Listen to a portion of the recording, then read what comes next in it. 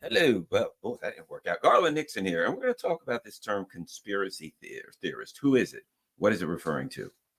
Let's talk.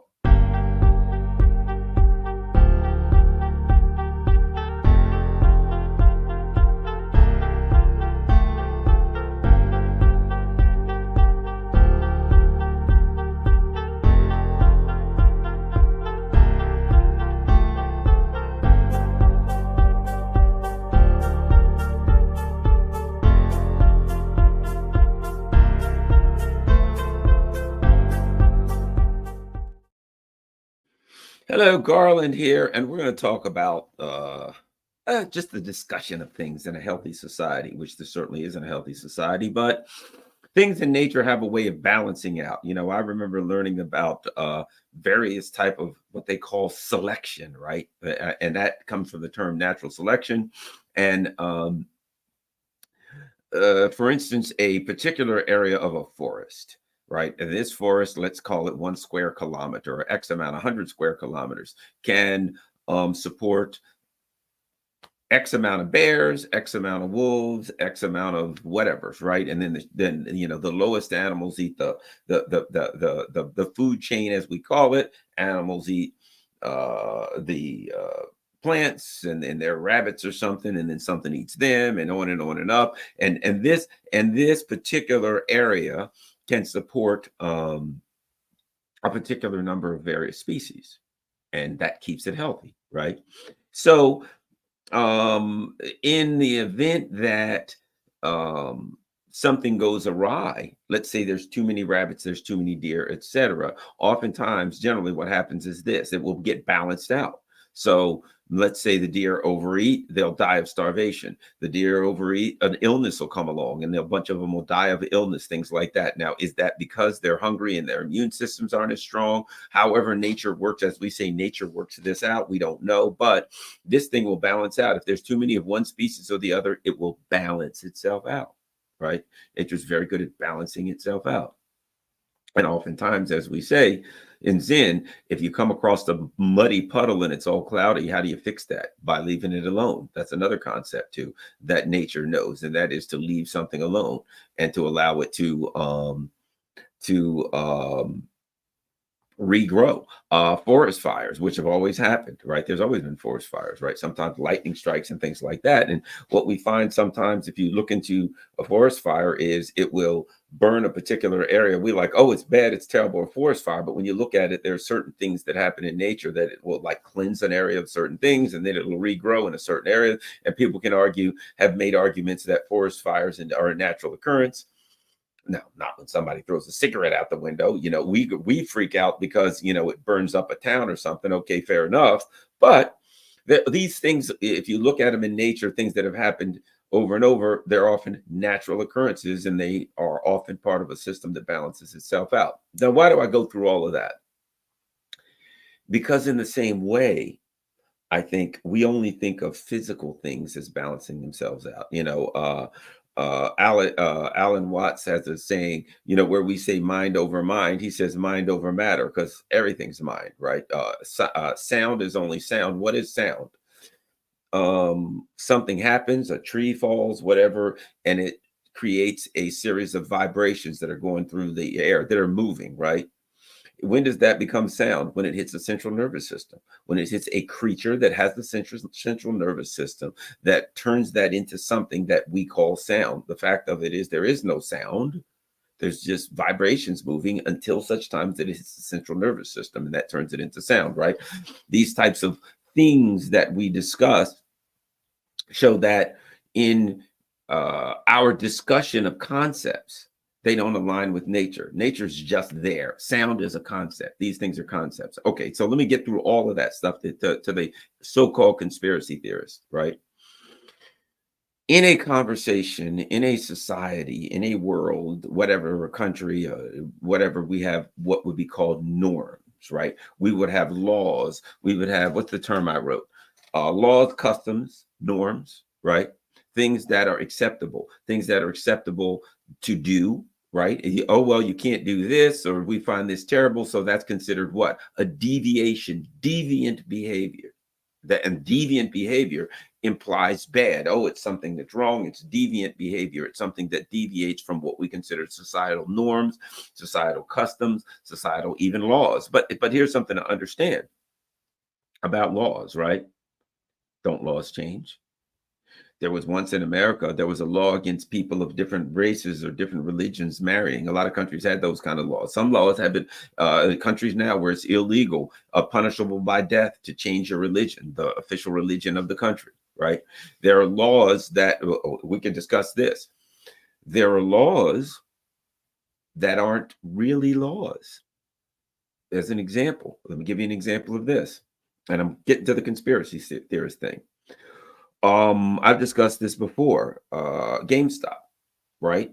A bunch of regular old people on Reddit discovered that they could manipulate the stock market for a particular stock of a company called GameStop, and that they could make a lot of money off of that. They discovered the secret, the code, right? The cheat code that the ultra wealthy use to make money in the stock market, to manipulate it, right? And they use that cheat code to manipulate the stock market. Now, there were laws, and the laws say you can't stop people from buying a stock, or you can't freeze a stock or things like that unless certain conditions are met, certain standards are met. So you can't do that. Well, once these people started working their cheat code and making money on the stock market the same way the ultra billionaires do, they shut it down in violation of law. The law said they couldn't shut it down. The standards for shutting it down weren't met, but the system shut it down anyway. What does that tell us? That there were written laws. The written law is, here are the standards under which a company or the stock market, whoever's in charge, can shut down buying for a particular stock. Those are the written laws. But the unwritten laws are the ruling elite are only allowed to use those cheat codes to manipulate the market. That if the commoners do it, the working class people do it, the poor people discover the game and use it, the real law is unwritten. The real law is they're not allowed to do it. Only a particular economic class is allowed to do that, right? So what happens? So now we start to get into the difference between written laws and real laws, the difference between societal norms and deviant behavior and what is allowed based on class, right? And we start to learn something. Laws, social norms, etc. There are discussions about the Epstein files.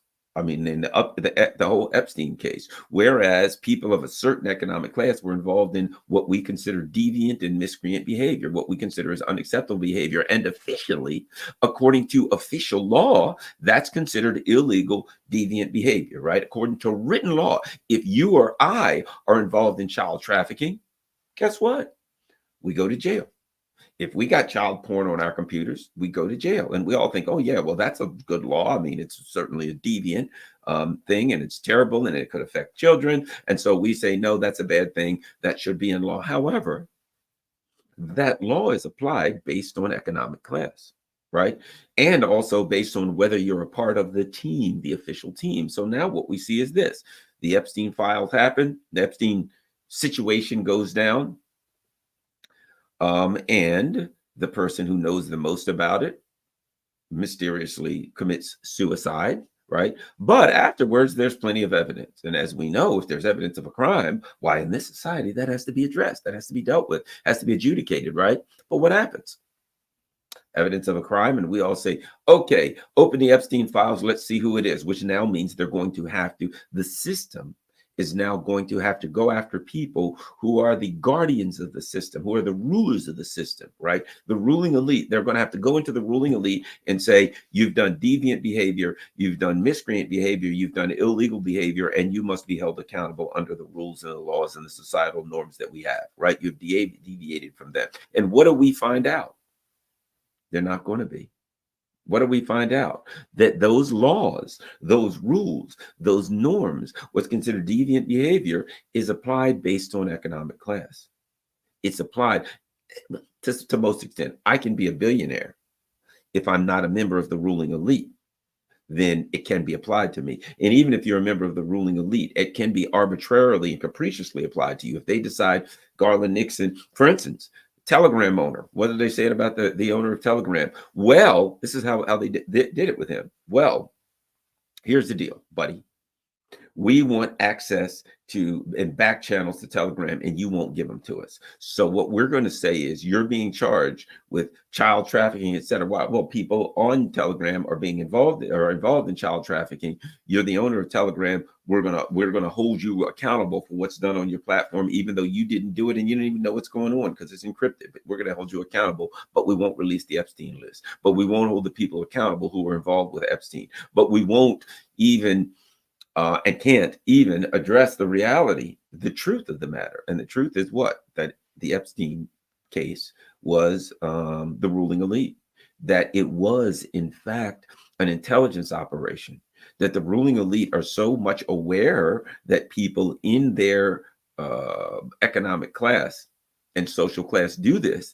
They knew, okay, so many people in our particular economic class do this, that we will set up a sting for them so that we can even control the ones who try to get out of hand. The ones that don't want to listen, we'll set them up with young boys, girls, whatever the case may be. Whatever it is, could be gay affairs, it could be whatever, something that they wouldn't want to get out. We'll film them involved in it. Boom, we own them for good. They're ours. We own them. They can't touch us. Nothing they can do from now on. Anytime they act up, we'll say, hey, you wouldn't want this film to go out, right? So what we find now is that the rules and norms and customs that we are told are part of our society, this is the glue that holds our society together, these are the rituals that we do, blah, blah, blah, blah, blah. We find that the whole thing's a fraud. That these things, these rules are presented to the working class and the masses. They're presented to us as though they're the glue to hold our society together. When in reality, even the ones that are based in things that we would consider moral and that are based in things that we would consider reasonable and necessary are only applied to us, not them. When it comes to the stock market, they can cheat, it's set up, it's a casino for them. And they can cheat and do whatever they want and they get rich on them. If we figure out the cheat code and we try to do it, they're going to stop it. Even if the law says they can't, they don't care about the laws. So we understand. Let's start here. All that gets us where? It tells us that what we consider laws, customs, and norms, number one, are subject to change. Look, it was illegal to do something. It was illegal if somebody had a slave in America not to turn them in, not to turn the slave in if they ran away. You know, we can look at all of these horrible things that over the course of all of our societies, where it's illegal if you suspect somebody's a witch not to turn them into the church, right? Not to assist someone in finding and killing a witch or a slave or whatever the case may be, right? These laws and norms change, customs change. But let's go. So we understand that two things: laws, norms, customs change. Number two, that they're applied arbitrarily and capriciously based on economic class. Remember, you hear the term rule of law. Doesn't exist. What we really have is arbitrary application of the law. We can go on and on. Joe Biden's caught with classified documents. Hillary Clinton, 33,000 emails erased, classified documents. And what happens? Nothing. What happens to Donald Trump? Nothing until such time as he's running for president and they don't want him to run for president. At that point, we're going to use the laws and we're going to arbitrarily apply them to you. Why? Because we don't want you to be president. We don't want you to run for president. He's to some extent a member of one of the factions of the ruling elite. But if he don't play the game they want him to play, then he gets the same thing as any of us. These laws and rules and norms are there to give us the appearance, right? The false appearance of order, that we really have an order, and the order is maintained through these laws and norms and rules and customs, when in fact, the order that's really maintained by these things is an order of class. It's a class order. It allows the ruling elite to stay in power and keeps us begging for scraps. Okay, why do I say all of this in the context of conspiracy theories, right? Because in society, there are different, let's say, groups of people.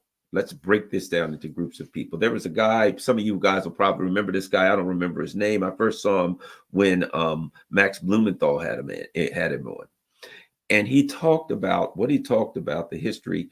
His studies had started with the study of crowds, right? You look at a crowd and how emotion spreads through a crowd, right? And crowds become irrational, and crowds do all kind of stupid and crazy. They attack people and beat them up.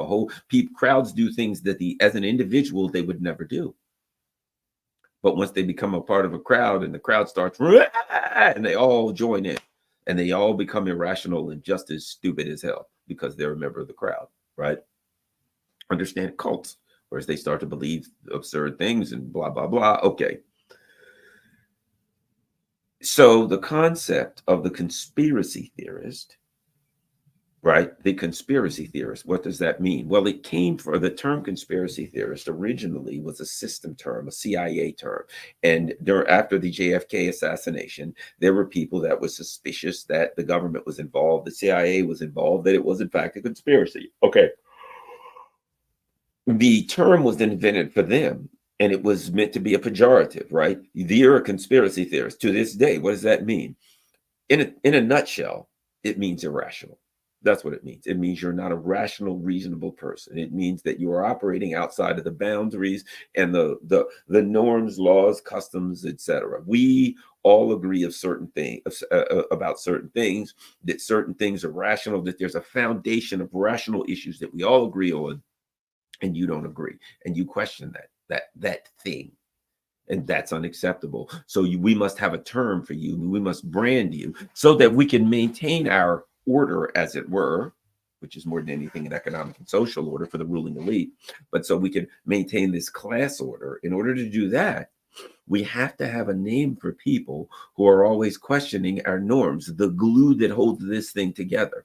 These rules for thee and not for me, right? The rules that are used to keep the masses in their place. We got to have a term for people who push back against this. And that term is a conspiracy theorist. That's a bad person. That's a person who should be shunned, who should be pushed aside. As soon as we should laugh at them. I recall there was a movie as an example of how absurd it can be, right? And how the ruling elite doesn't even see the absurdity of this, right? I'll give you a perfect example, because when you look at Hollywood, the ruling elite, these are the people who put together these things. So there was a movie in which there was an alien invasion, right? And at some point of this alien invasion, they determined they were going to fight back, and they were going to take a bunch of planes and fly up, and they were going to use this. They had a plan that they were going to fight back against the aliens. And they had a bunch of people around, and they said to this group of people, we need some help. Does anyone know how to fly a plane? Okay, now keep in mind something. The world was under attack by an alien invasion. And at that point, they had found out that in Area 51, that, a long time ago, they had captured an alien ship, and they had a dead alien there, and they had actually captured a live alien at some point. So the bottom line was, they knew beyond a reasonable doubt, to a moral certainty, that there were aliens that had been aliens visiting us for a while. And in fact, they were figuring out how to fight back against an alien invasion. This is the concept that we're at right now. Okay. And so they said, does anybody know how to fly a plane? And one of the guys stuck his hand up and said, hey, me, I know how to fly a plane. They said, yeah. He says, let me tell you something. Because this guy had argued that he had been, grabbed by aliens, and that they did experiments on him, and people were like, oh, what a stupid thing to do. This is the movie he had all along. He said, I told you they'd be back. I told you they'd come back. They kidnapped me, and they did experiments on him. People all thought he was a drunken fool because he had said that. Well, now at this point in the movie, there's alien invasion. They're trying to figure out how to fight back, right? So the guy says, oh, me. They say, okay, he's in a crowd. Now there's military guys looking at him, asking for people to fly planes. There's a crowd of people. And this is the important thing. It tells you a lot. So they all look at him. You know how to fly a plane? He says, yeah, let me tell you something. When these aliens kidnapped me, 20 years ago, that pissed me off. And every minute since then, I've been planning on getting them back. Now, how did the crowd react? And the guy that was asking for people who needed help. I mean, people who knew how to fly, right? So he says, yeah, ever since the aliens kidnapped me. And when he said that, they were all like, oh, geez. And even the guy was like, oh, The aliens kidnapped. Oh my God. In other words, in other words, at a point in the movie where the world had been attacked by aliens, where they had alien ships, they had aliens captured, they knew aliens had been around at the earth for like 50 years doing terrible things. When the guy said, I was invaded by kidnapped by aliens, they all acted like he was a crazy conspiracy theorist. And what were they asking for pilots for? Hey, does anybody know how to fly a plane? So we can go fight back the aliens. Yeah, the aliens kidnapped me 20 years. Oh God, aliens kidnapped them. My God. They were like, oh, that's crazy. Oh, that's so stupid. And I'm thinking, well, how crazy is it? Because you're asking him to fly a plane to go fight aliens, but he's crazy because he says he was kidnapped by aliens. Perhaps you should listen to the guy, right? But it tells you something, and that is, even though all the evidence in that particular movie pointed to the fact that, yeah, there was aliens around, the concept that he was saying had to be shunned and poo-pooed for the purpose of this movie. This is something that you did. This is a reaction you should do. When someone says, I was kidnapped by aliens, I don't know what the hell, to be honest with you, but you got to go like this. Oh, God, that's crazy. Why? Because that's a societal norm. That's a custom that literally that we have. And that is, these are the kinds of things, the discussions of aliens. In fact, Dennis Kucinich. In fact, what's his name? I think Kucinich is one of them. And another guy, it was Ross Perot. When Ross Perot was running for Congress for president in like 82, and they were like trying to discredit him, and they said he once saw an alien. Oh my God, that's crazy. Because if you ever said you saw an alien, you're a madman, you're crazy now. Isn't it interesting that the military has recently released these unidentified objects that look like potential ships or something, right? And the military released that name, like, yeah, we've been running into this stuff for quite a while. Something's kind of weird here. And they released stuff that said, yes, the weird things kind of flew over our nuclear facilities and scanned them. We don't know what the hell this is at, right? Are they crazy? Are they insane? Are they crazy conspiracy theorists? No, they're allowed to say that. You ain't. That's what it really is. It gets back to this. They're allowed to say things that deviate because they are the ruling elite. They are voices of the ruling elite. They're allowed to say things that deviate from the norm, and you ain't, right? I discovered something during COVID, right? Because I used to think about, the crazy conspiracy theorists. Oh my God, right? And during COVID, at the very beginning, I remember something, and that was everybody was using this with the alcohol stuff and constantly rubbing that on your hands, right? And I remember reading something, the crazy conspiracists were like, yeah, that's not a good idea because the alcohol could get in your blood, and then that can cause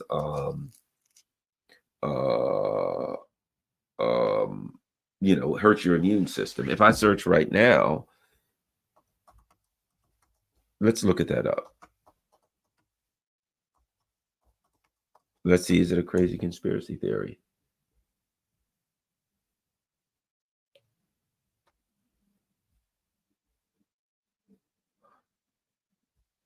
So I started reading things about COVID-19 and the frequent use of hand sanitizer all over the place. Here's one. It's let's see. This is the National Institute of Health hand sanitizer, stopping the spread of infection at a cost, and that is the National Institute of Health, right?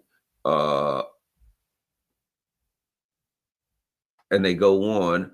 Epidermal layers absorb hand sanitizer from direct application to the skin, making them some of the most susceptible cells to the adverse effects of overuse. The increased usage of hand sanitizer can affect the variation, quantity, and diversity of the skin microflora, leading to conditions such as eczema, atopic dermatitis, system toxicity. Right. So wait a minute.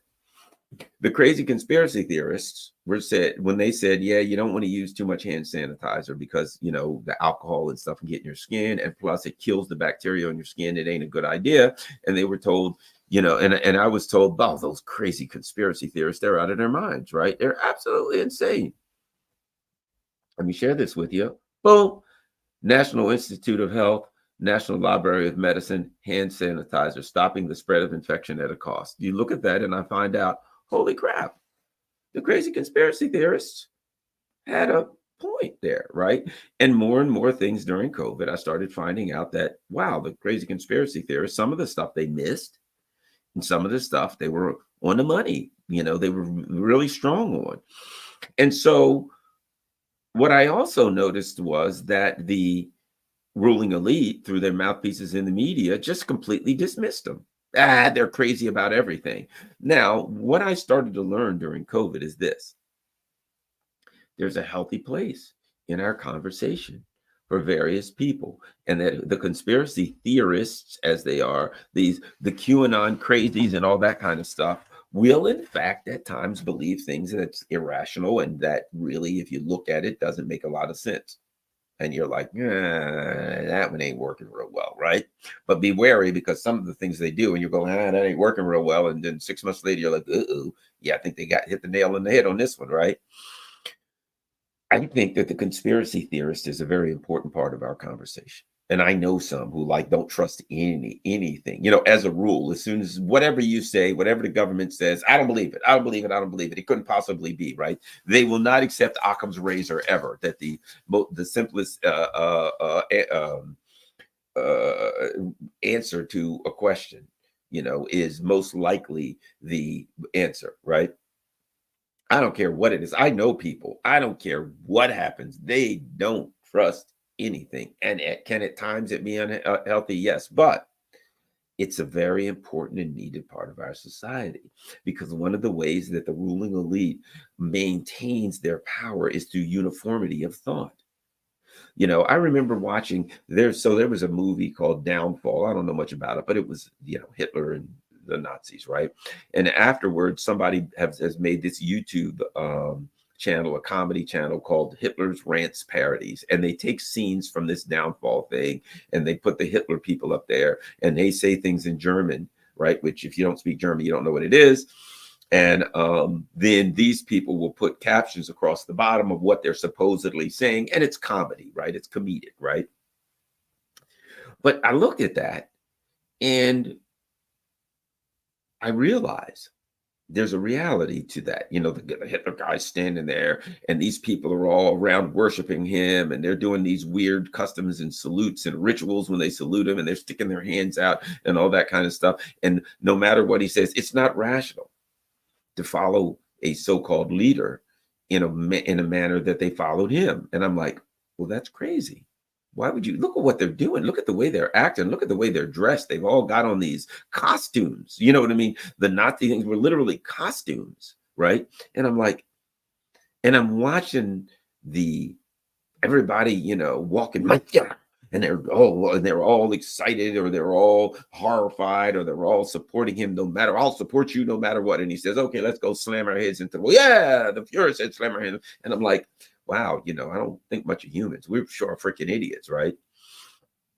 And I realized that, and it looks crazy until you realize that that's what people are doing the same thing today. You look at the Republican or the Democratic National Convention, you look at CPAC, APAC, whatever PAC you go to, you look at people come together and you realize they're coming together doing these stupid rituals, believing things that are absurd. And one person will say something and everybody will repeat it. I know people right now that suffer from which our society suffers from, what Dr. Jim Kavanaugh calls the crisis of epistemology. Epistemology, epistemology is, how do you know what you know?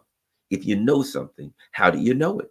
If you believe something, why do you believe it, right? And we suffer from that crisis of epistemology, wherein people have a superficial, barely even superficial understanding of things. And if somebody says, Julian Assange is a rapist, and you say, how do you know that? Tell me the story. They can't. I've noticed, I was having a conversation with somebody recently who's a diehard Democrat, and they believe all the talking points. And Julian Assange, oh, I guess he's a great guy then. In other words, he's a bad guy in my cult. But I started to understand something. If they say Julian Assange is a Russian bot, and I say, can you explain? You know what they do? They don't understand. They have no way of defending their position. So they just jump to another one. What do you mean by that? Well, Trump's a Russian bot too. Okay, explain. What evidence do you have that Trump's a Russian bot? Oh, I guess you wouldn't believe anything I say. Well, and then they jump to the next. And I think to myself, here are the people who point at someone who pokes holes, as a conspiracy theorist tends to do, pokes holes in the narrative that you and everybody believes, and you say they're deviant, they're crazy, they're mentally inefficient, they're not worthy, they're not good for our society. But you repeat the talking points that you got on television, from the news, from the ruling elite. And when I ask you to substantiate that, when I ask you, why do you believe that? I look at you and you become anxious because you don't really have any substantial discussion for the points you believe. And rather than even making an attempt to substantiate what you believe, you got to jump to the next one. It's like this. Oh my God. Why do you believe that? Well, here's another one then. How about this one? In other words, I don't have anything for that. I don't know why I believe that. Okay, let me try something that I feel really good about. How about this? Trump's a Russian bot too. Ha ha, everybody knows Trump's a Russian, beloved Russian man, Russian. And you say, fair enough. I don't really believe that, but perhaps you could explain to me why. They can't do it. They jump to another one. That, okay, well, you don't believe Trump's a Russian thing. Okay, how about this one? And they throw another one at you because they don't believe these things because they can substantiate them. They believe them as a matter of faith, like a religious stuff. I'm in a group, we all believe this. And the people that I believe, think about this. If I believe what they say on the news, if I believe MSNBC, CNN, New York Times, Washington Post, what I'm saying is this: I trust those people. I trust that they're telling me the truth. I'm also saying they have a right to be the gatekeepers of the norms, of the customs, of the laws, right? They have a right to be that, to gatekeep those things, and they have a right to change them. So when I say, well, early in COVID, I suspect that possibly this could be genetically manufactured or genetically engineered, right? You're a crazy, insane conspiracy theorist. When a couple years later, the government comes out and literally releases things that say, we think it seems like it most likely was. They say, okay, now, why? Because here's the question that is called: when we have a system of norms and beliefs that we all go with, who has a right to change them? Because they change, laws change, right? Who has a right to change the law? The people that make the law. Who has a right to change the things that we agree on, the social norms, the things that aren't deviant? Who has a right to decide what's deviant behavior, what's deviant beliefs, and what's not? Okay, they say that from their perspective, MSNBC, CNN, Fox, New York Times, Washington Post, whoever it is, I trust these people. I see them as the gatekeepers of truth. They can tell us. They can say, anyone who says that, who believes, who questions, who even brings up the possibility that COVID was created in a lab, that it was a genetically engineered product. Anybody who brings that up is a deviant. It should be laughed at, is a conspiracy theorist. Okay, I can say that. And when the evidence becomes stronger and starts to get out that it could have been, who can then change it? I, on news, I on the Washington Post or whatever, can now come out and say, okay, guys, I've decided to change it and say, now it's okay to say that it was. The government said that it was. The ruling elite says that it might have been, that it was likely built in a lab. It's okay to say it now. So now it's okay to say it. Why? Because you've given the authority to the ruling elite to determine when it's okay to change societal norms, and to determine something that was before considered deviant behavior, unacceptable behavior, is now considered acceptable and no longer deviant. And the so-called conspiracy theorists, right, are the people who don't grant the authority to the ruling elite to make those decisions. That's what's going on. Do you remember? I remember this. I remember seeing a cartoon in the Washington Post, and the cartoon had a bunch of tombstones, and during COVID, and on the tombstones it said he did his own research. There was a message there. The message was that people who were saying things like, I want to research it myself, are going to, or will die from COVID. That will be our downfall, that we will die from doing our own research rather than accepting that the ruling elite have a right to give us right, wrong, good, bad, indifferent, deviant behavior, customs and norms, right? If you say, because it's saying you're going to do your own research is to say, look, the ruling elite can say X is true. Maybe, maybe not. But I don't trust them. Historically speaking, I probably shouldn't. They've got a history of lying to me. So why would I trust them? I'll trust myself. Well, you're looking at crazy stuff on the internet. Now I say, I can look on the internet and I can make a determination what I believe and what I don't believe. I'm an independent person. If everybody on the earth believes something and I look at it and I say, I find evidence to the contrary, I choose to believe something else, that's okay. And you guys can believe what you want. I don't believe it. Right? It's the saying, I do not accept this collective belief system that is governed by the ruling elite, right? That's what it really is. It's the ruling elite saying we have a system of acceptable beliefs and norms. And we, the ruling elite, decide what goes into the pool of norms and beliefs. You don't. You have to accept it. And if you don't, we will label you, right? Think about science for a second when it comes to the crazy conspiracy theorists. There was a time when the person who said, perhaps the planets don't all revolve around the earth. Perhaps we're just part of a bigger thing. Perhaps, right? That's science, isn't it?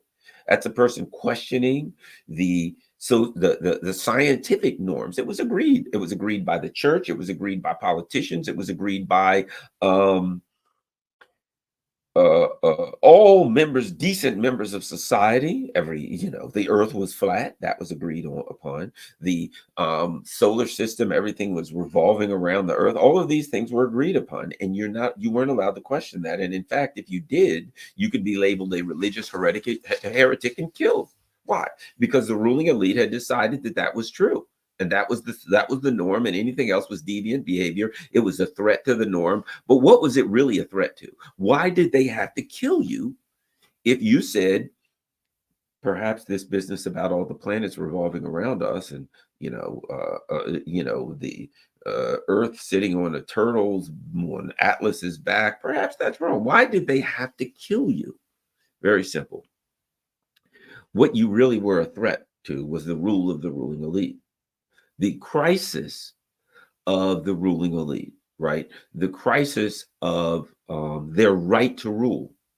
If the ruling elite decide the norms, they decide what's true and false, what's real and fake, what's a crazy conspiracy theorist, and what is a fact that we must all accept and believe, a societal norm, what's deviant, what's not. They got that. They own everything. They control the conversation. They control the narrative, right? But if people start, number one, poking holes in their narrative, then it becomes okay to do that. And even worse, what happens if somebody pokes holes in the narrative and then we find out it's true? They couldn't afford that.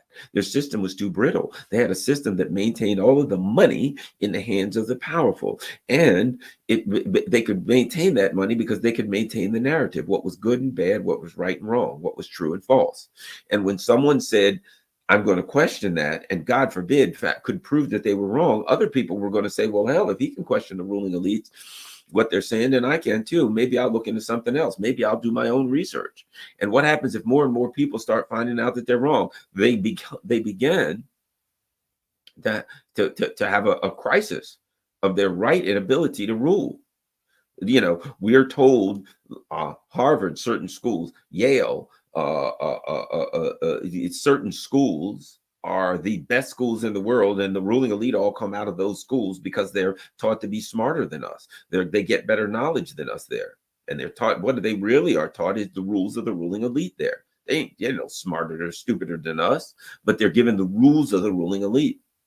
And so this business about conspiracy theorists and the how bad and terrible and crazy they are, and how they should be shunned and pushed aside. Trump is putting conspiracy theory, QAnon craziness, right, aside. um, to me is simply a desperate attempt by the ruling elite. It's going from conspiracy theorists should be shunned, which is an attempt by the ruling elite to maintain power, to they should be, and at times, right, people are being arrested now for a tweet, for a Facebook post. Right now, align this, align arresting someone for a tweet, a Facebook post, an Instagram post, right? When we're like, that's over the top, that's crazy. Why would you go? Are you kidding me? Somebody, what's that going to hurt? Align that with this. When the church and all the powers that be felt that somebody was pushing back against something, that the earth was flat, somebody was pushing back against their belief that the planets revolved around the earth, they would kill them. They would burn them at the stake. Why? Because they were a threat to their right to rule. They were a threat to their right to control the conversation and the narrative, right? So this is the same thing. It's a way of burning you at the stake on social media. You have to be thrown off Twitter. You have to be suspended from Twitter for good, from Facebook, from Telegram, from whatever it is. You have to be suspended. Why?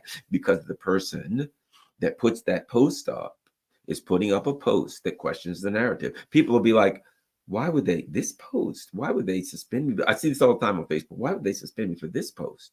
It's not much to this post, but if you really look at those posts that they get suspended, there are always going to be a post that questions the narrative strongly, a post that makes a lot of sense, a post that says, look, the ruling elite does not have the right to rule, and they don't have a right to rule over the narrative. We can question things ourselves. And so now they can't exactly burn you at the stake, so they metaphorically burn you at the stake. They kill you online. They beat you online, because before, sometimes they wouldn't maybe burn you at the stake. They'd beat you in public, they'd whip you in public, they'd torture you and let you go.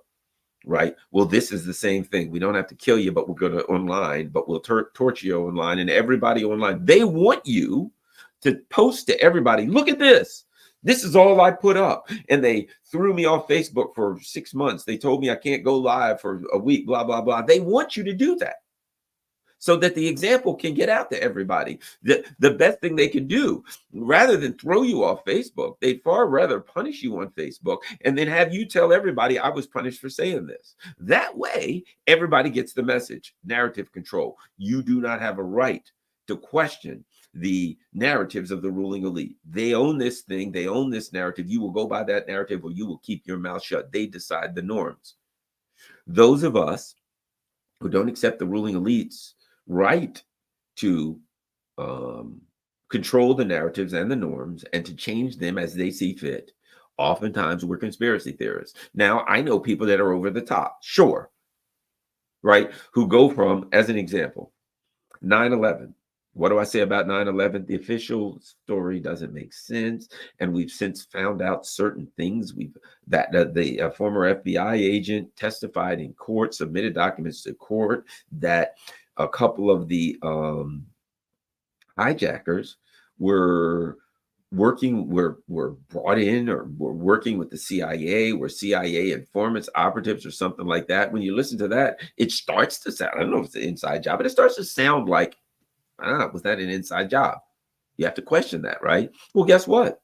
That's legitimate to question based on the evidence. I'm saying it is or it wasn't, but it's legitimate to question that. You look at it and you say there are things that just don't make sense here. For God's sake, there was the heat of a jet explosion, and you're like, and yet somehow I conveniently found the passport, like unscathed, of one of the hijackers a block away, laying on the ground. Somebody found it. These are things that make you say, right? And which are legitimate. But instead, what has happened to people that question 9/11? They're thrown in. They're 9/11 truthers. They're crazy people just for questioning. Now, what happens? You have some people that take it too far. You have some people that say, and here's what happens. They not only say, I question it and start looking into the question, they come up with these alternative theories that are pretty over the top. They really, I've actually heard people say this. Yes, they really, there was no plane, the planes were holographed. They really took the planes full of people to a base in Pennsylvania, and they took everybody off the plane and they shot them and killed them, the military. And I said, okay, well, what about those military guys who shot them? What wouldn't some of those maybe rat? Oh yeah, they shot them too. So then I guess the guys that shot the guys would have to be killed too. And before you know it, you're out of people, right? It spins out of control. But that's not important. It's not important that that particular story doesn't make sense, because I don't know. This is what I'll be honest. The history of our intelligence agency is that they are very, very effective at infiltrating, right? I've often suspected that some of the most absurd and cockamamie stories about 9/11, some of the ones that just make you say, well, that's kind of ridiculous, came from intelligence operatives. History tells us that intelligence operatives do get involved in any movement that they see as a threat, that they will get involved in it, and that they will do things to discredit it, things of that nature, right? Some of the more preposterous, outlandish theories that discredit the people who really want to know what happened on 9/11 and who don't trust the system, right? Like me, I don't trust the system. But some of these real cockamamie, absurd, ridiculous stories, I often suspect that intelligence operatives are involved, that they are involved. I've no doubt they're going to be involved in the 9/11 truth movement, right? And that they come up with some of the most ridiculous and absurd theories to deliberately discredit those who are legitimately trying to find out what's going on. That one of the things intelligence operatives do is they'll get involved in a movement that's credible, asking credible questions, and try to betray the movement from the inside, and try to get infighting going on within a movement, and also to try to discredit it by coming out with crazy over-the-top things. Well, we think it happened like this. And it'll be the most absurd things that discredit the movement. I often feel like a lot of times those things come from intelligence operatives inside the movement. Look, how about this? Even for me to say that intelligence operatives get into movements and try to discredit them, to some people, that's a crazy conspiracy theory. Even though history, we can point historically to that happening over and over again, that is a common thing that they do. Right? That we should continually to question things as was it an intelligence operation. Let me give you an example.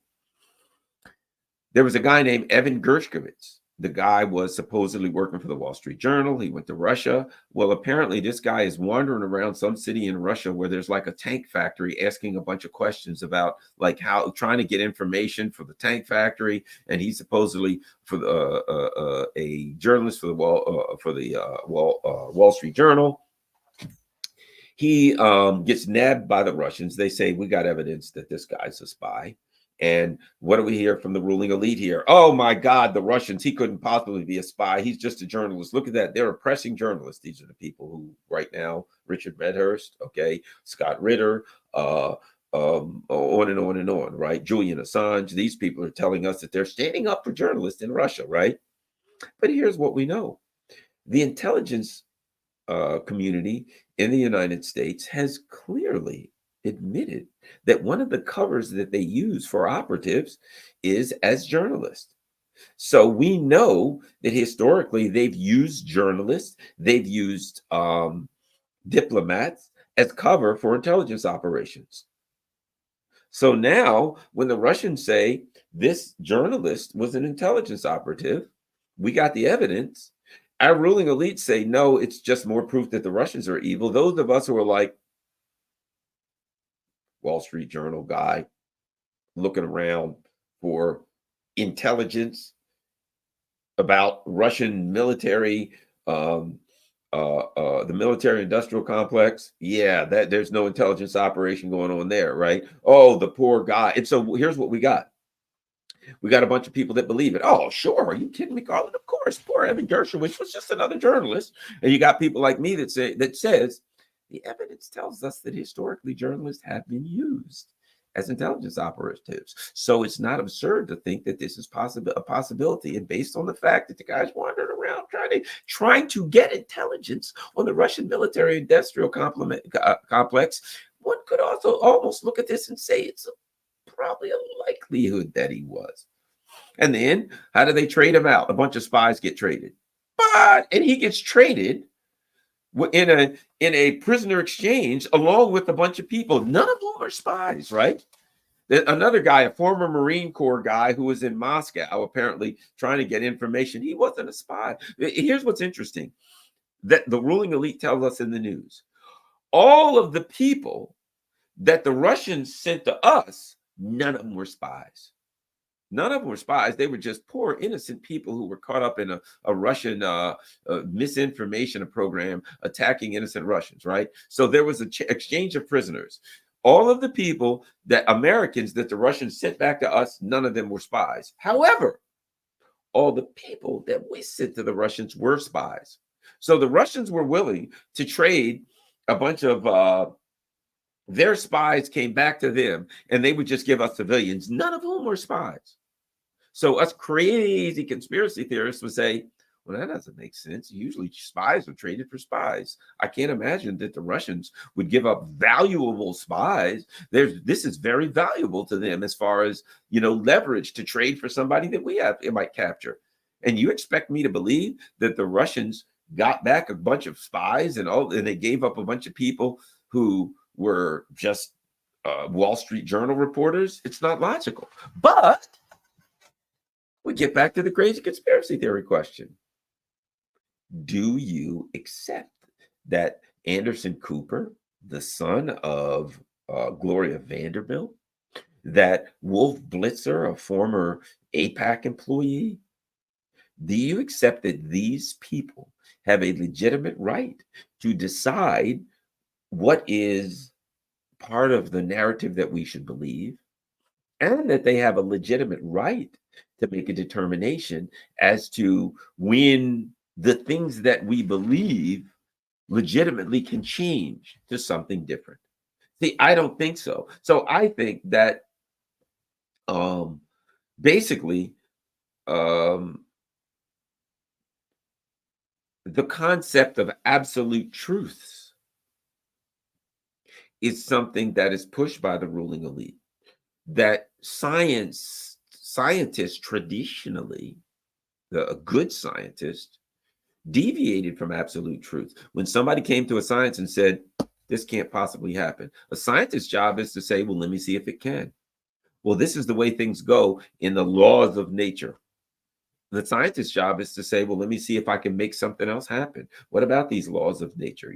We're to believe that there was a big bang, that there was nothing, and that the entire universe was simply smaller than the head of a pin, and then it exploded and all of this stuff was here, that it was kind of like a miracle. But after that miracle, there's no more miracles, right? That give me one, as they say, give me one miracle and I explain the rest with science. So we got a miracle, everything was smaller than the head of pin. In other words, nothing was there, and it just popped out of nowhere, right? In a stupid universe, there's nothing but stones and rocks and lava and fire, and there's no consciousness, there's no intelligence to the universe. It's just a stupid dead universe. And either one of two things happened. These are the two myths that we're allowed. Either a guy, like a sculptor, like dare I say, a carpenter, built things and breathed life into them. He built us. He took dead rocks and dead fire and dead dust, and he stuck it all together like mud, and he breathed life into it, that we came from dead nothingness, right? That's one theory. And God created all of us. Another theory is just happenstance and lucky. It just so happens, yes, all this rock and lava and heat and all of these things are all just dead happenstance that came from the head of a pin. And it just so happened that this fell into that. There was a lightning strike. There was electricity that caused life to happen. And then just by some happenstance, we just happened to appear out of a dead universe. Kind of like you have an old dead tree sitting there and you see a bunch of birds come and they land on the limbs of a dead tree. That's us. We came onto the earth. We came onto the earth, not out of the earth. We weren't produced by the earth like an apple produces apple trees, right? Those trees come out of the earth. An apple tree implies that at some point you're looking like, that's an apple tree. What do you know when you see that apple tree? That sooner or later, over the course of the season, apples are going to appear on it, right? Because that's the nature of an apple tree, to produce apples, right?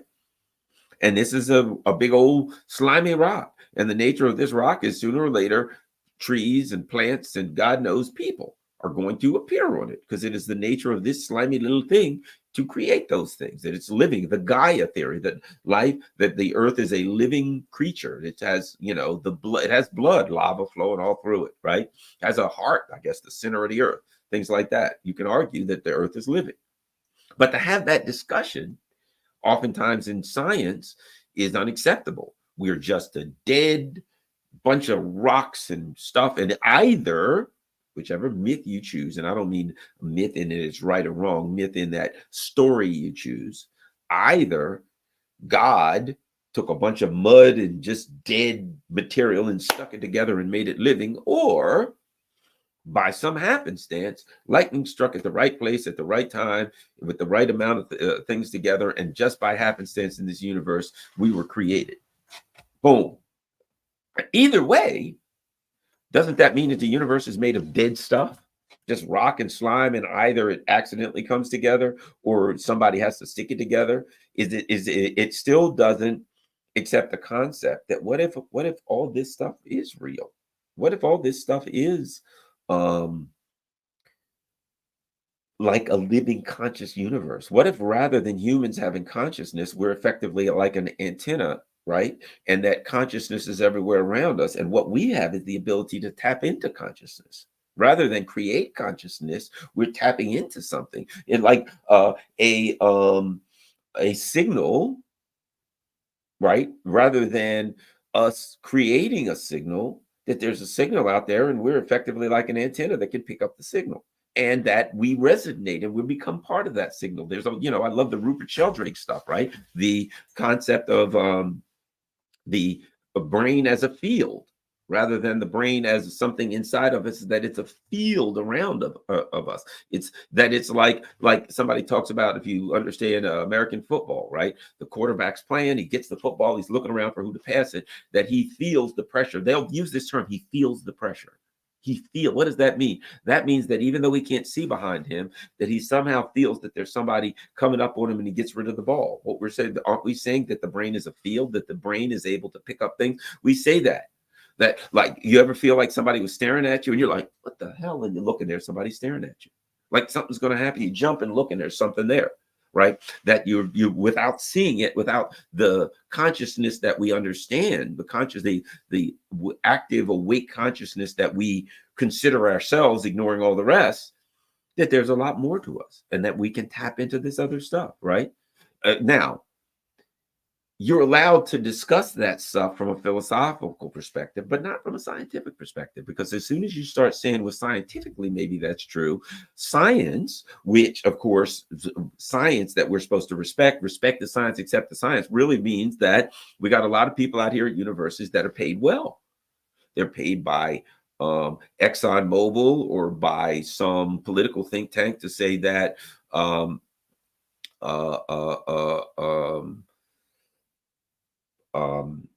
global warming exists or it doesn't exist. We don't do that on your own. Don't try to figure that out on your own. Don't try to use logic and reason. We got to go by those who are told it exists or those who told it doesn't exist, right? What science basically is a bunch of people. Scientists have become people who also are part of the ruling elite's mouthpieces that maintain a particular narrative. So they'll say, follow the science, go with the science. What they're saying is this: we pay these universities, we fund research, we fund these scientists, we own them. They are now mouthpieces for us. So go with the science means accept these mouthpieces for us. We fund them. I know a guy who does a particular kind of economics, where his brand of economics is, look, we can't use up all the stuff we have on Earth. We need a more static economy. We don't need an economy that grows. We need a steady state economy, right? One that can be healthy without growing. That's his particular perspective. And he says we need an economic system that doesn't tear up everything, that reuses the stuff, that doesn't constantly need to cut down more trees and dig up more lithium, that we need a steady state economy that you can use the same things over and over again so that we can move like that, right?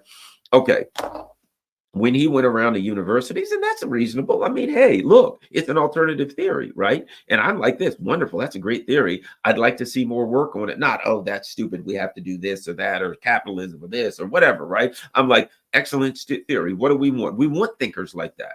We want people who are going to look at it like that and say, everybody believes this, I believe something different. So I'm like, that guy should be funded, and look into it, because maybe we'll find out everything that he's saying is right, or maybe we'll find out one thing that he's saying right is right. Maybe we'll get something from it.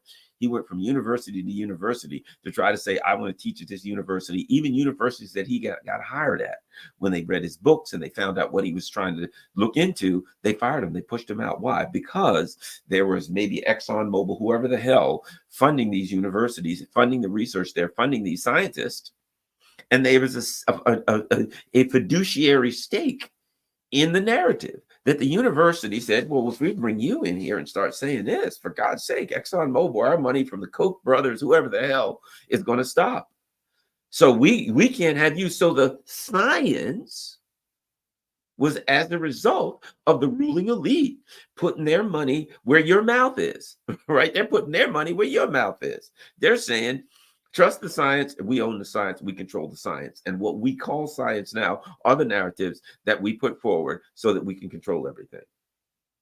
So the so-called crazy person and the conspiracy theorist is simply the person who, albeit sometimes healthy and sometimes unhealthy, who's willing to accept, is not willing to accept that the ruling elite has a right to give us the narratives and the norms and to control them and decide when they change. That's the person who recognizes that they change. So a lot of people don't recognize that they change. A lot of people can't see them because they change so slowly. They don't recognize that the ruling elite starts off by saying X is true.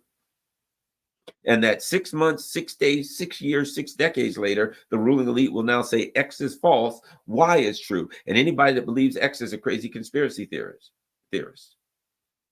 Because why we've decided Y is true because it benefits us, right? And the person that says, well, I didn't accept X and I don't accept Y because I don't accept your authority to give me the narrative. And I recognize that your power over the narrative is the only real power that you have over me. That once you lose the power to control the narrative, that the power can go back to the people. And that's what I want. I don't trust you, don't like you, can't stand you.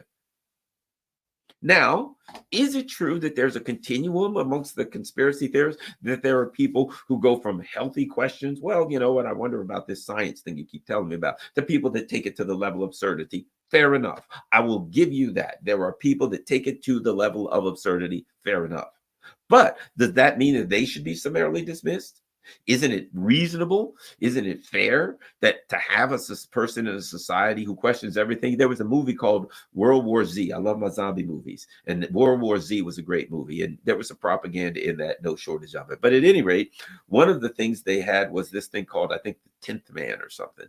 And in a particular country that'll go unnamed, they had a rule.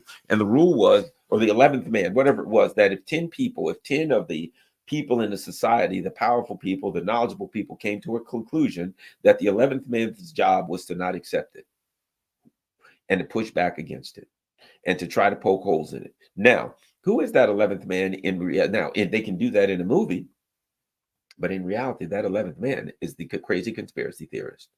He is the Russian bot. He is the dissenter. He is Richard Medhurst. He is Garland Nixon. He is Scott Ritter. He is the guy. He is Julian Assange. He's the guy who says, I don't trust your right to control the narrative. I'll make my own narratives. I'll attack your narratives. I'll expose the truth about your narratives. I will debunk your narratives. I don't care.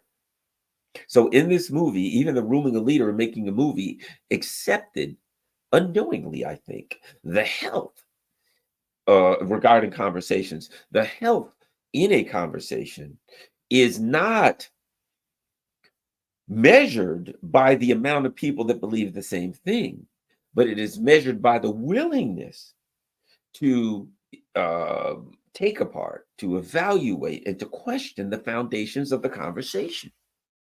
So that this man, the 11th man or whatever it was, 10th man, whatever it was in this movie, this man, his job was to be the conspiracy theorist.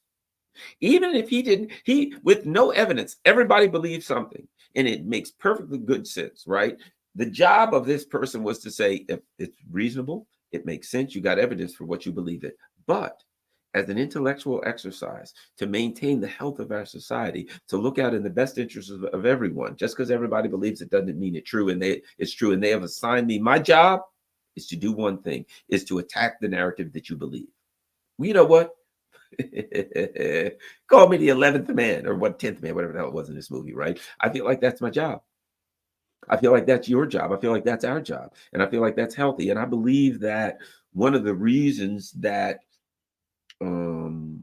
we have a chance, we got a chance. I'm not saying we're going to make it. One of the reasons we have a chance is because there are people like us who sometimes, be it for healthy reasons or unhealthy reasons, sometimes we take it too far, sometimes we take it overboard, but whatever the case may be, that the us crazy conspiracy theorists aren't willing to accept that the ruling elite have the right to decide the norms, to change the norms, to decide the customs, to decide the rituals, right? There are things that become rituals and everybody does it. You got to do this. Everybody has to do that. And you're like, why is everybody doing that? Oftentimes, they're not doing it because it works or it doesn't work. You're like, why the hell would everybody do that if the government, the ruling elite tell you to do that? There are times when those things become part of a ritual. You do that because when you do what everybody else does, when you say what everybody else says, when you wear what everybody else wears, it shows, it demonstrates that you're part of the club. I knew someone once who lived in a small town in a rural southern area, and this person's, one of their parents was a respected person in that era, but this person was a left-leaning person, but everybody in town was a conservative, and this person always pretended like they were conservative when they were, in the barbershop in the town with the mayor, blah blah blah blah blah. Why? Because they knew that if they weren't, they would be ostracized, so they weren't able and willing to say, I'm going to poke a hole in what everybody believes. Now, whether they were right or wrong is irrelevant. That would have been very healthy for them to do, but there would have been a price to pay. They would have been able to hold their outstanding and upstanding the position that they held in that town, which was a powerful position. Okay, they were going to have to sacrifice that. There are those of us who don't have a right, who don't have the ability to do that. People that know me, you can call it bragging, you can call whatever it is. I don't consider bragging. Here's a reality. I was on national TV and I was moving up, and I just walked the hell away when I started hosting TV shows for Fox. When I started, I became the corporate guy.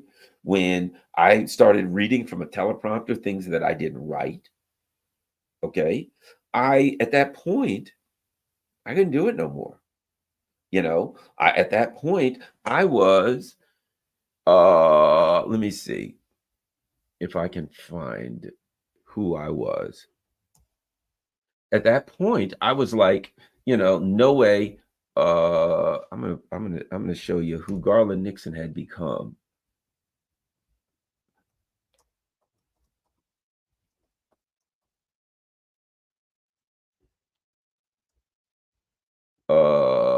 Here we go.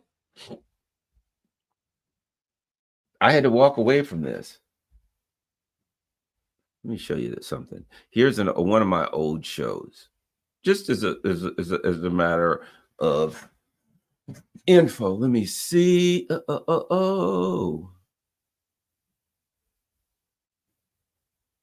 Yeah, this was me. Okay. This was, so there I was.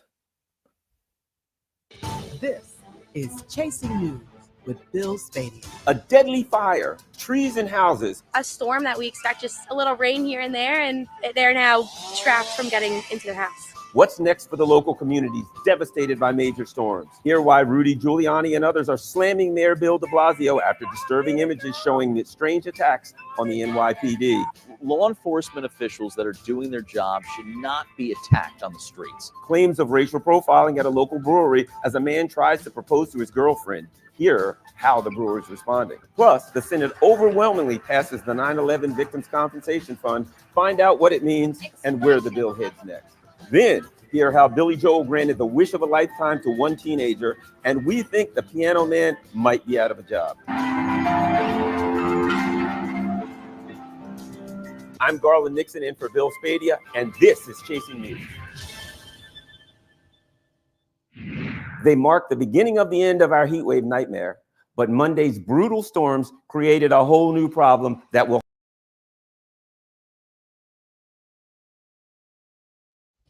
That was me. That was me. That was old corporate Garland. That was old corporate Garland doing a host and Chasing News, a show I used to. Bill Spadia was the host, and when Bill was out, I would often host the show. It was in New York City. You could see it was New York City. It was New Jersey. It was all over PA and, you know, all over places like that, right? And I'm reading from a teleprompter. I'm reading from a teleprompter. I'm like the voice of the ruling elite at that point. That lasted 30 days. I hosted that show for a while, and I'm like, you know what? This is, I mean, look at that. Next on Chasing News. That ain't me. And I'm like, you know what? What the hell am I doing? I have become what I hate. I walked away. Do those kind of things pay well? Trust me, they do. Right? Do those kind of things? Do you walk out on the street and people say, hey, aren't you the guy from that TV show? And you ride in the limos and the girlies wave, hey, and all those things happen. Yes, they all happen, right? But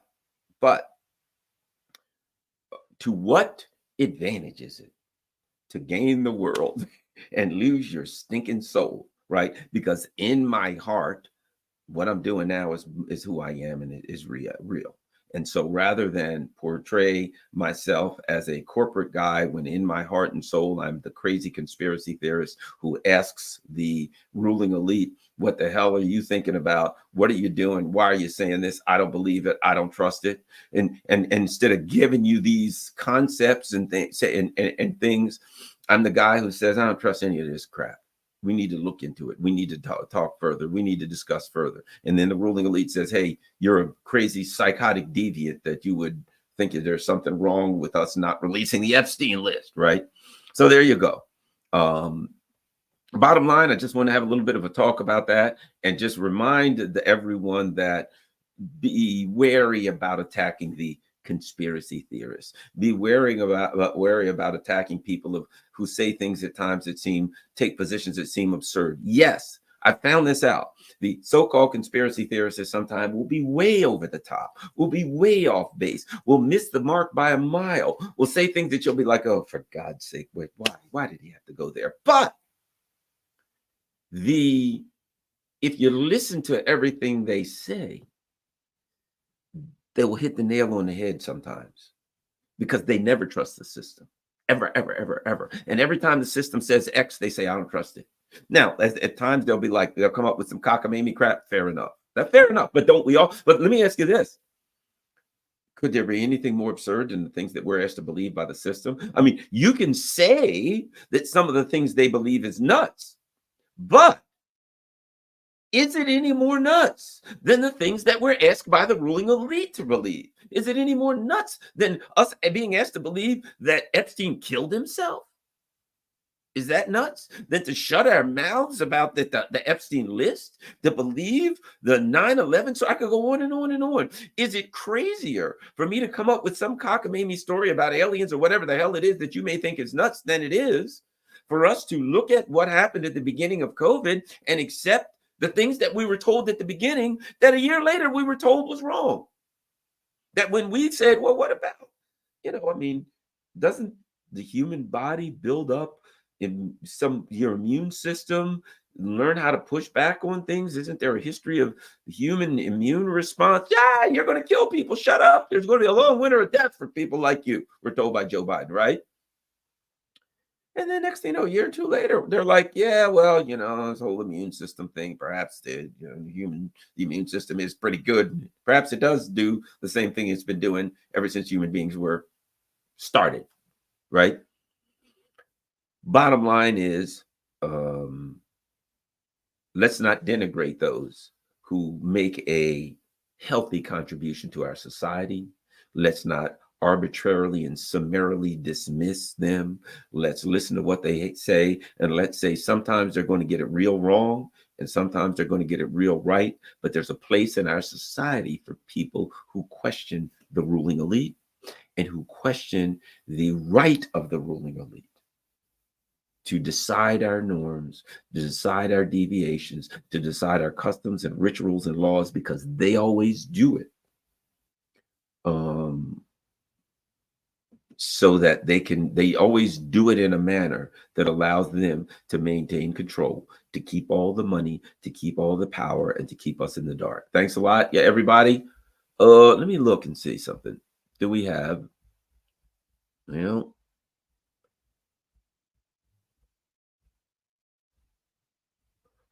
not a whole lot, but I'm going to keep looking. Why is it? I'm trying to check my, and I'm trying to get here where I can check all of, there we go. Okay, so now we're going to look for super chats and answer them.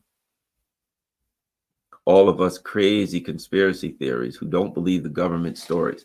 Hi, Garland. Could you kindly recommend some good books again? I read Jacques Baud. Oh, man. Let me look back here.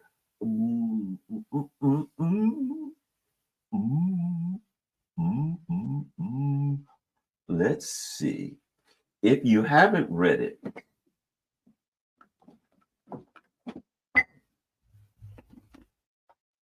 The Phoenix Program. Good one. That talks about the nefarious, horrible, evil things that U.S. Imperialism was doing in Vietnam. It also references how when they did it in Vietnam, they brought these cutthroat, murderous thugs that they used in the Philippines, and they brought them to Vietnam, and they continued terrible, terrible, terrible stuff that we did in Vietnam. So that's a good one, The Phoenix Program, if you haven't read that one. How about we go to Brother Rolf Steiner? Once violating bound prisoners would have been considered deviant behavior, but is now praised as just punishment. Is there innate morality beyond laws? Right? Rolf Steiner's talking about, think about this. The Israelis, right, which are a branch of the U.S. empire, literally, some jail guards raped some prisoners, raped a prisoner. They put it on videotaped it and released the videotape, got out. And when the government came to arrest them, the people of Israel rioted and for these prisoners' right to rape. I mean, these guards' right to rape the prisoners, and they were released. So you're right. That is now, think about this. That's now a norm according to the ruling elite. That's acceptable norm, right? Is there innate morality beyond laws? That's a good question. I think that's a whole video there, brother. Rolf says, yes, and that can change. When Saddam Hussein flew his planes into 9/11, did it confound you that 2 planes brought down 3 buildings and that 4 of the hijackers survived? There's a lot to that story. As I said, that, you know, the more you look into it, it's like, it's actually has come out. I mean, search it.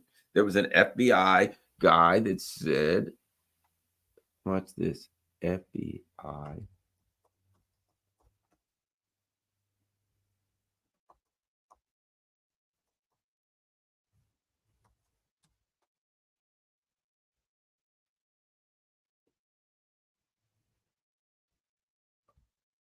Look at this.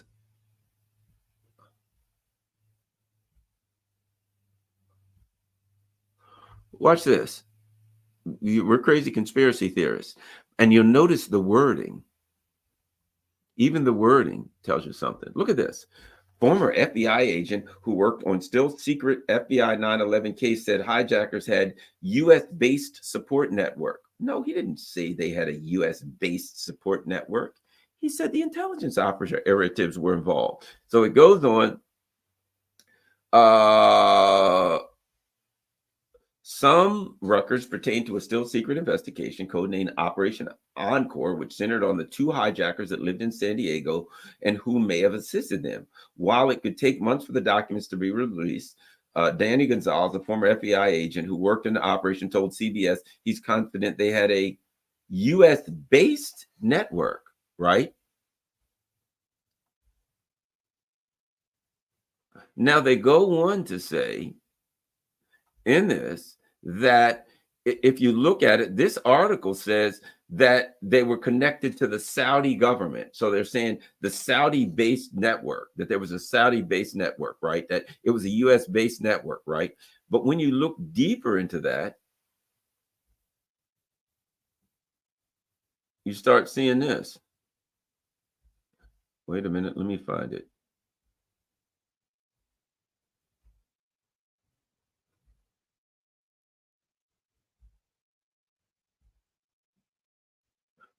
One of the it's hard to find. I'm looking for it. There's articles now.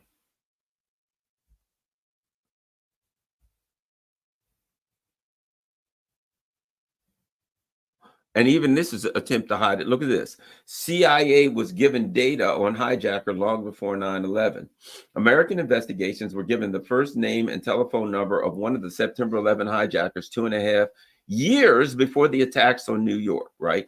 But they're still leaving out some stuff. Here we go. Let's look at this. Ex-FBI agents accused top CIA FBI officials of 9/11 cover-up. CIA said to use Saudis, other illegal domestic spy operations, right? Weeks before 9/11, an angry New York FBI agent nearly came over the table at CIA officials who were blocking him from obtaining intelligence about two al-Qaeda terrorists who would soon take part in hijacking an American Airlines passenger jet and crashing into the Pentagon. Someone is going to die, he said, right? That astonishing account and many others are contained in a sworn declaration by Donald Canestraro, an investigator for the Office of Military Commissions, part of the Department of the Defense's Military Commission, right?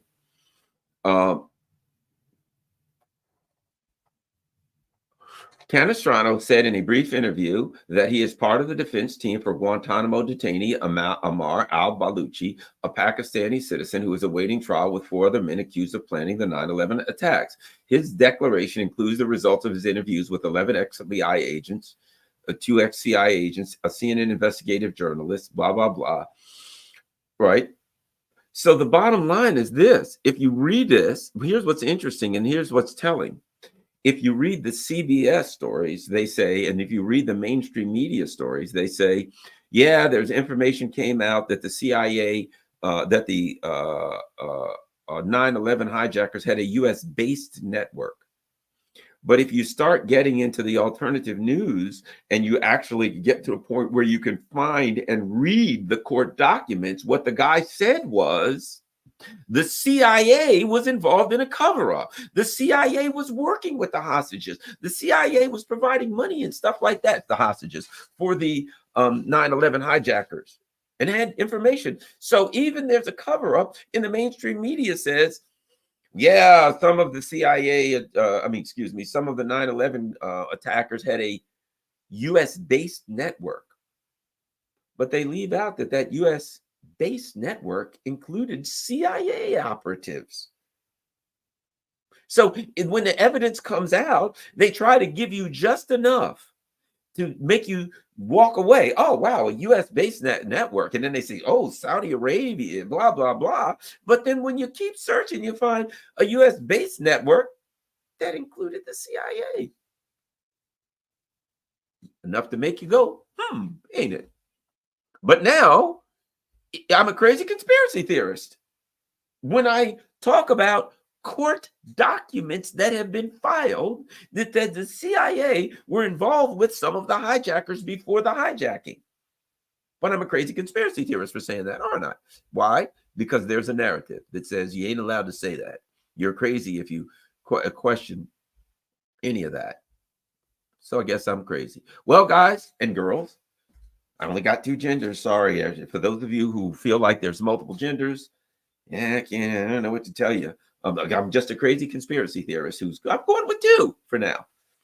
All right, thanks a lot, everybody. Don't forget, number one, share this on all your social media platforms. Number two, I think it is critical to understand that I'm not on X, so if you could share it on that, that would be important. Also, certainly, everybody, follow me on Telegram, follow me on Facebook. Go over if you can afford to help on Patreon, on PayPal, or buy me a coffee. That's how I pay, any of that stuff. That's appreciated. Follow me on Rumble.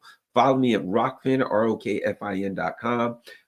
Those, neither one of them cost anything. However, Rockfin doesn't do any advertisement. So if you can afford it on Rockfin, they do allow you to become a member. I think it's $14.99 a month. So if you can afford it, great. If you can't, who cares? Just follow me for free. Rumble, Rockfin, and Rumble, Rockfin, YouTube, Facebook, Telegram, Instagram, blah, blah. I think I got them all. Thanks a lot, everybody. Have a great day. I'm out.